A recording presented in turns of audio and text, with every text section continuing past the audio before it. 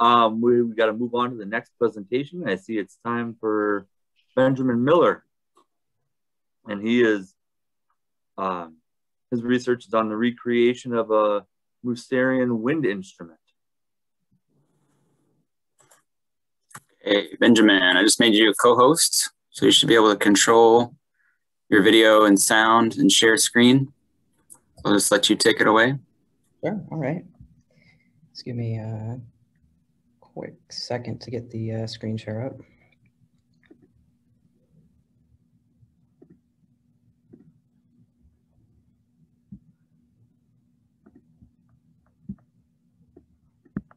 Beep, beep, beep.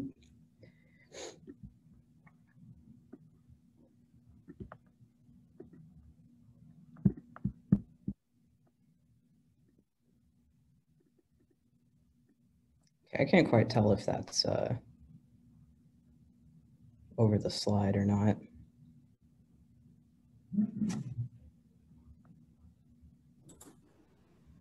It looks good from here. Okay. You're good to go. All right. Well, yes, hello, I'm Benjamin Miller. I am an undergraduate studying anthropology at UAA, and today I will be discussing an archaeology project I worked on for an archaeology class that I took. Before I begin, I'd like to make the acknowledgement that I gratefully live and study in the unceded homelands of the Dena'ina people. So I'd like to begin by talking about the site. The Divji Bob site is a cave system in Slovenia that's been continuously excavated since the 1970s. Most of the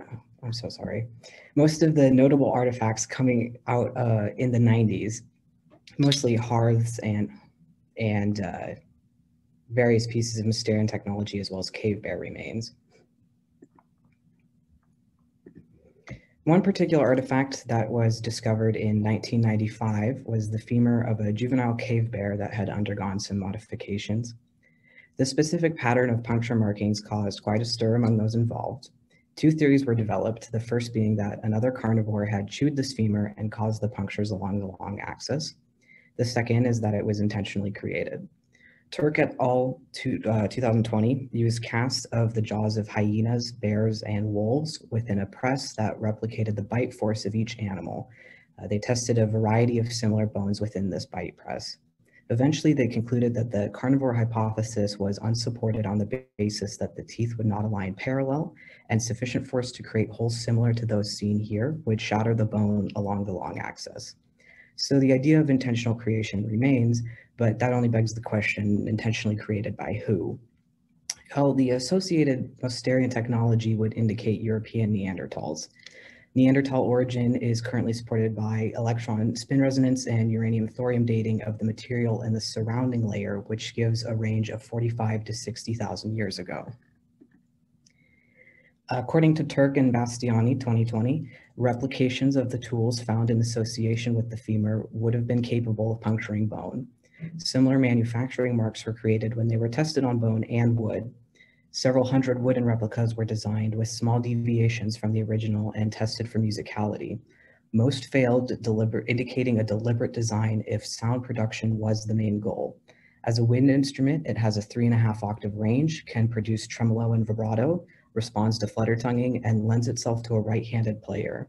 This photo shows a replica of the artifact with a loose scale for hand size.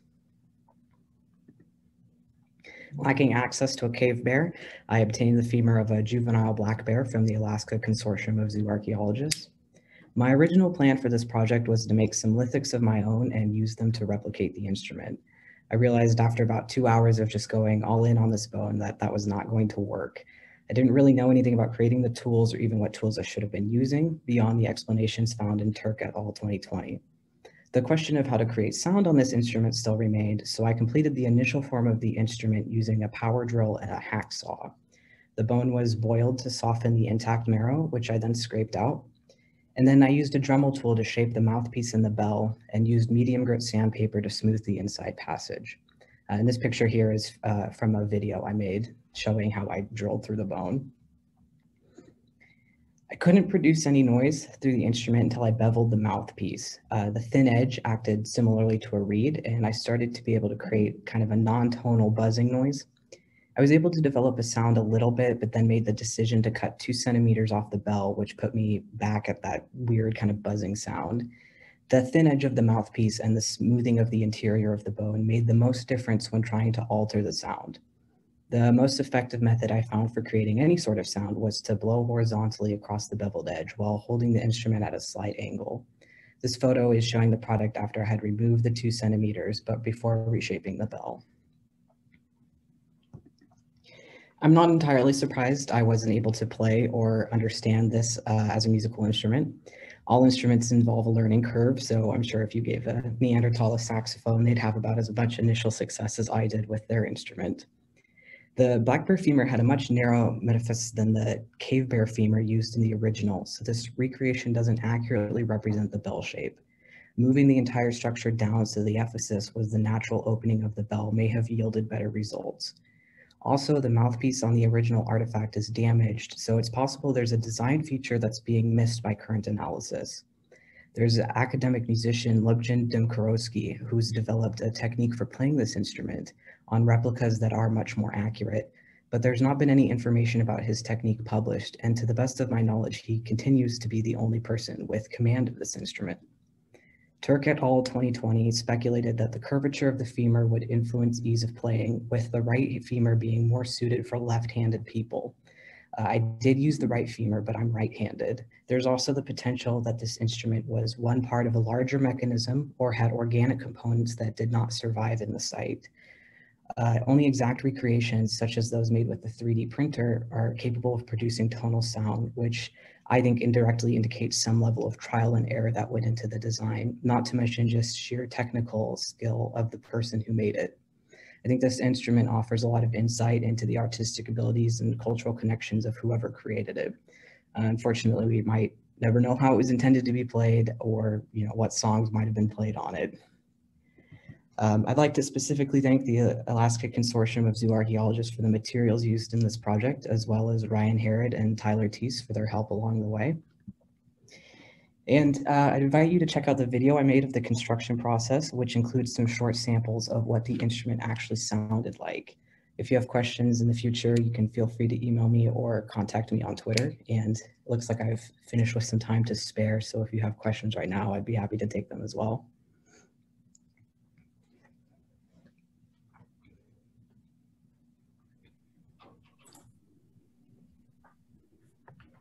Excellent presentation, Benjamin.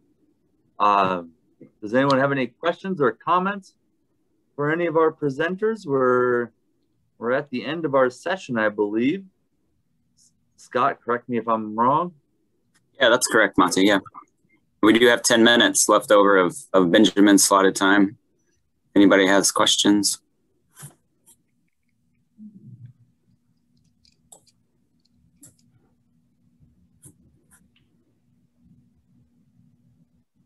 Now, Benjamin, I'm unfamiliar with Mousterian wind instruments. Are there other kinds or just the one that you've replicated? What is the variety? Go ahead, sorry. Yeah, this is the only one that has been found. Actually, in the original paper, I touch on that a bit more. There's, from this site in particular, this is the only one they've identified. And I think they've found some other similar sort of wind instruments, but they're dated to more like anatomically modern humans rather than Neanderthals. Sure.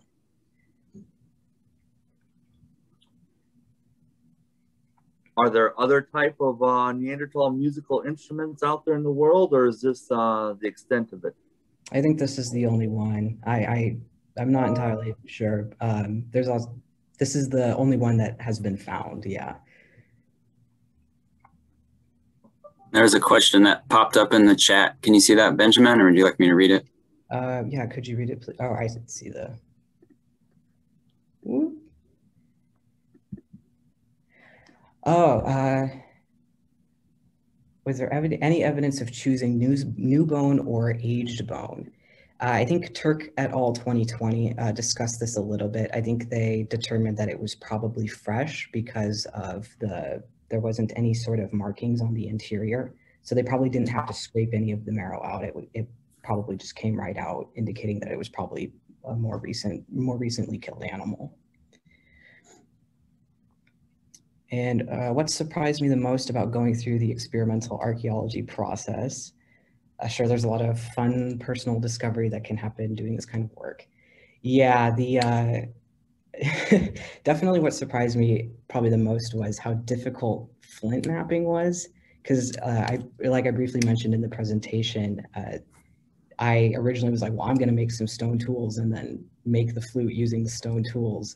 And that was very difficult. And I ended up just ruining a lot of obsidian and not making any functional tools.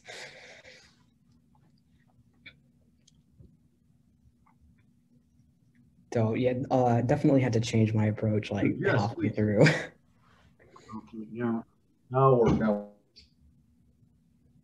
Or I'll get it. Hi, Benjamin. This is Brian Weigel. Can you hear me? Yeah, just a little bit. Oh, let me adjust my mic and I'll ask you a question here. I got to change.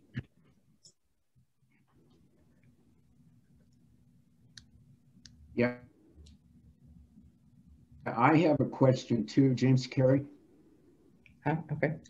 Can they hear us? Can you hear me? Yeah, I can hear you. I'm not able to join the video. Yeah, this is for Nick Schmuck. Yeah, okay. Question for Mr. Schmuck. Hey, Jim. I enjoyed your presentation. Am I Thanks. on here? Is that okay? Yep. Yeah, I can hear you.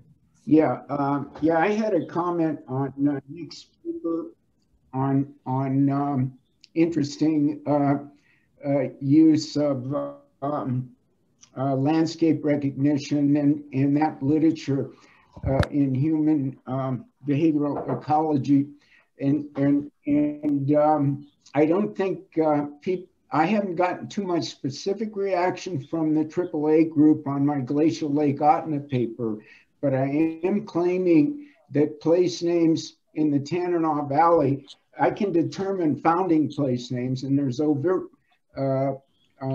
information in place names that imply that, say, in that case, the Tanana Valley Dene preceded the occupation of the Copper River Basin Dene. Another point I make is the absence of substrate of any other native non-Dene languages for a very long period of time in Central Alaska. So, and I use the concept of vanguard place names, of initial place names, and there's actually quite a few that we can identify. And in any case, I'm just making a pitch here to read my November 2019 article on the resilience of Dene generative geography, the Net Yesa Ensemble. And I'd love to see some people using that as a concrete source for, furthermore, those names are specific to biota, like fish and birds, and like the name for Good Pasture River in the Proto-Dene name too is camp robber, like Juge and Na. So anyway, thank you. Thanks, Jim. Yeah, if I can respond, absolutely. Your work has been fascinating. I think it tells a really interesting complementary kind of story to, or, what people are thinking about in the archaeology. And I think those different lines of evidence, those different ways of knowing really need to be brought together better in Alaska. And I think folks are starting to get there. I've been really interested in similar ideas in Southeast Alaska. I'm not sure that I have access to place names that would give me similar data that you do, but a number of oral histories give us the importance of particular places. I've always been fascinated by Groundhog Bay. It's one of a suite of the oldest sites in Southeast Alaska that are all the same age. It's about 10,500 years old at the oldest, and occupies a place that is mentioned in oral histories as being a first landing spot, first occupation spot of people referred to as the Hemlock people, who came out of the Taku and Stikine rivers. So it's fascinating to start thinking about pulling all these things together. But thanks. I'll definitely go back and reread your paper. Word out to the whole group too.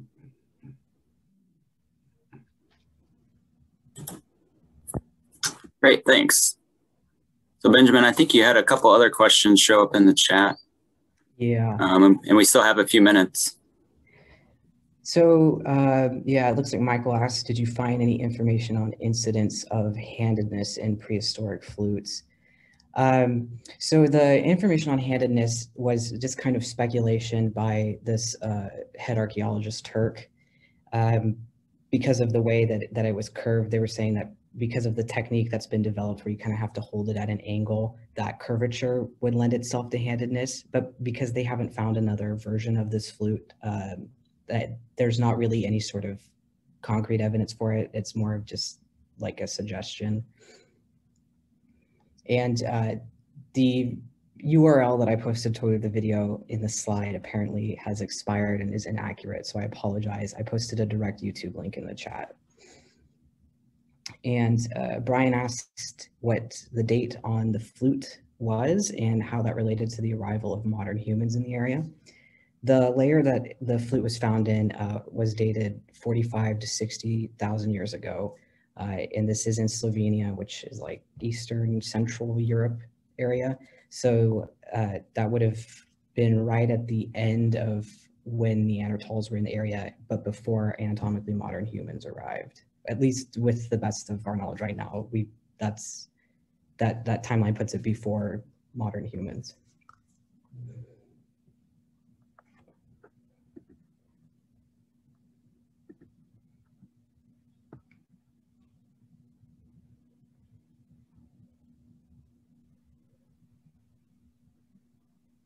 Well, all right, there's a couple minutes left. Anyone else have any other questions or comments on today's presentations?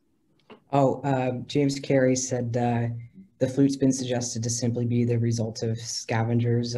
How do we know this isn't the case? That was the conclusion of the Turk and Bastiani paper. They used the molds of carnivore jaws on different femurs from bears, and they used a press that could replicate the bite force.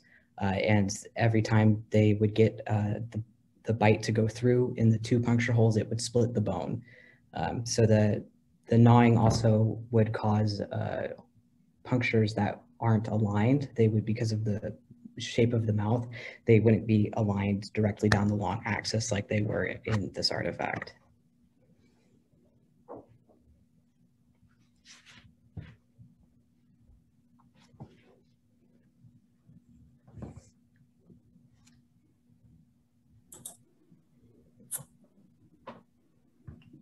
Well, all right, everybody, we're going to wrap this up.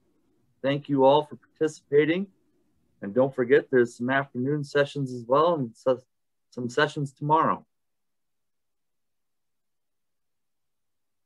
So, thank you. Thanks, everybody. Thanks.